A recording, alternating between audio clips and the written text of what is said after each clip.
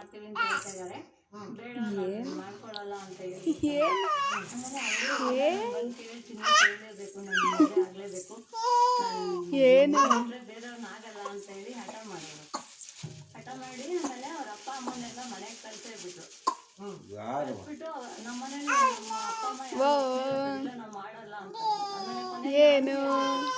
ಆಯ್ತು, ಇಲ್ಲ ನಾವಿಬ್ರು ಬ್ಲೈಂಡ್ಸ್ ಅಂತ ಜೀವನ ಮಾಡ್ತೀವಿ, ನಾವು ಸಂಸಾರ ಮಾಡ್ತೀವಿ, ಪರವಾಗಿಲ್ಲ, ನಾನು ಅವ್ರನ್ನೇ ಮಾಡ್ಕೊತೀನಿ ಅಂತ ಹೇಳ್ಬಿಟ್ಟು ಹಠ ಮಾಡಿ ನಮ್ಮ ಮನೆಯವ್ರನ್ನೆಲ್ಲ ಒಪ್ಪಿಸಿ 6 ವರ್ಷ 7 ವರ್ಷ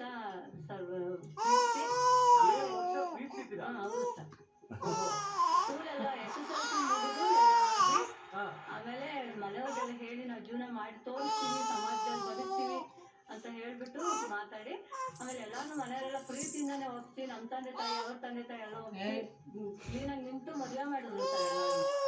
ಇವಾಗ ಸಂತೋಷವಾಗಿದ್ದೀವಿ ಸರ್. ಮಕ್ಕಳಿದ್ದಾರೆ ಬಂಗಾರದಂಗೆ, ಎಲ್ಲ ಓದಿಸಿದ್ರು. ನಮಗೆ ಕಷ್ಟ ಇದ್ರು ನಮಗೆ ದೇವರು ಊಟಕ್ಕೆಲ್ಲ ಕಷ್ಟ ಕೊಟ್ಟಿದ್ರು ನನ್ನ ಮಕ್ಕಳು ಚೆನ್ನಾಗಿರ್ಬೇಕು, ಸಮಾಜದಲ್ಲಿ ಬದುಕಬೇಕು, ನಾವು ಎಲ್ಲರಂತೆ ಜೀವನ ಮಾಡಿ ತೋರಿಸ್ಬೇಕು, ಅಕ್ಕ ತಂಗಿರ್ಗಳು ನಾವು ಎದುರಾಗಿ ನಿಂತು ಮಾಡ್ಕೊಂಡು ಸುಖವಾಗಿ ಚೆನ್ನಾಗಿದ್ದೀವಿ ಸರ್. ದೇವ್ರು ಎಷ್ಟೋ ಚೆನ್ನಾಗಿದ್ದೀವಿ ಅಂತ